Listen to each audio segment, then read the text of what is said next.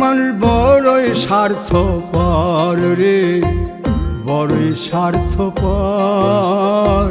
বুকের মাঝে জায়গা দিলে যতন কইরা ভাঙ্গে রে অন্তর। মানুষ বড়ই স্বার্থপর রে, বড়ই স্বার্থপর। বুকের মাঝে জায়গা দিলে যতন কইরা ভাঙ্গে রে অন্তর।